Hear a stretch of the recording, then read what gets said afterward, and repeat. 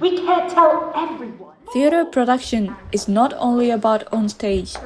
A lot more is going on behind the stage. This is a documentary about behind the scene. Welcome to the Backstage.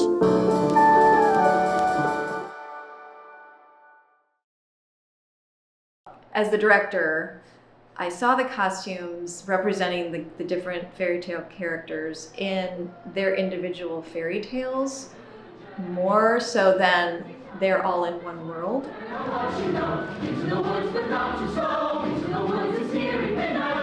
Usually you want to really, as a costumer, you want to really be specific about the time period and the location and all of the factors that come into that. But we kind of wanted to change that up a little bit and communicate what is the more traditional, maybe, interpretation or artistic aesthetic to each of those fairy tales. And from some of my research, looking through old antique fairy tale books and things, they have a lot of really cool illustrations. And so looking at a lot of those, you see Jack is mostly depicted in more of the medieval type of clothing.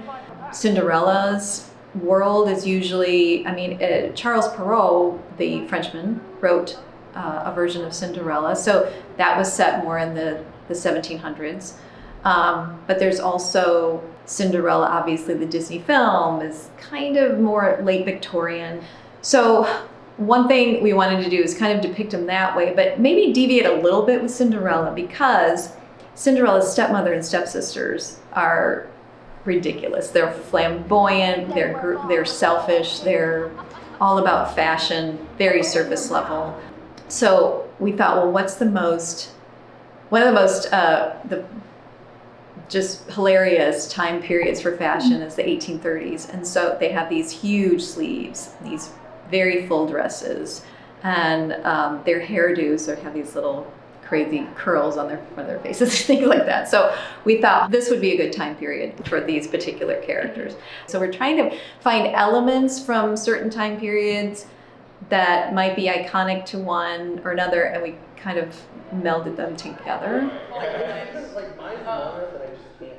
Once we decided, for instance, 1830s for the Cinderella stepsisters and stepmother, we looked at fashion magazines from the time period. We looked at museum pieces from the time period, and then those were more of a inspiration launch pad kind of thing for us to then, be more creative. For instance, the stepsisters, when she had the basic idea, but she had so much detail in the trims, making them frilly and lacy and just over embellished. So yeah, we do definitely pull from primary source information, but taking that and taking those elements of costumes that would be, like I said, like the lacing up of the bodices, kind of the corset look for some of them, that would be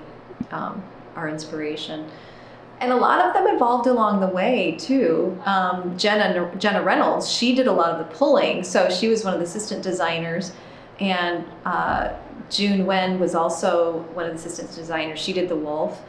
Jenna, from our stock, you're essentially designing, coming up with certain costumes for people that we know we have in that time period.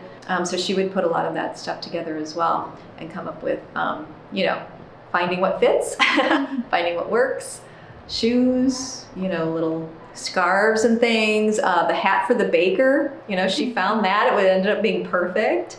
But it was still down to, do we want this hat or do we want this hat? Do we want this scarf or do we want this scarf? What fits the character more? So you're making design decisions every day. What collar do you put on? What band do you put on the collar? Do you put lace on the collar? Just thousands of decisions made every day. It's a lot.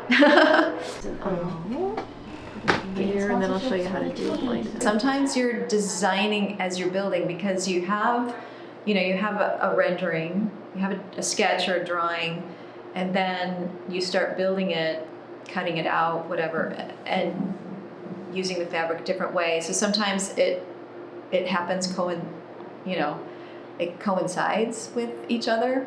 And the building, depending on the fabric, like linen is a very nice fabric to work with. Chiffon is not. So as far as building, it depends. You know, some fabrics are just behave nicely, and others will be very frustrating. Yeah.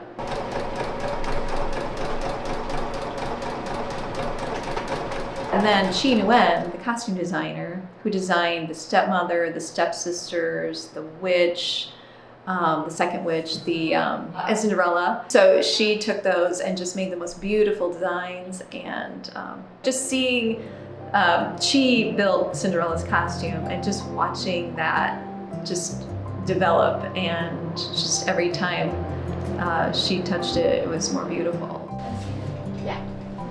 So we all worked really hard in putting them together.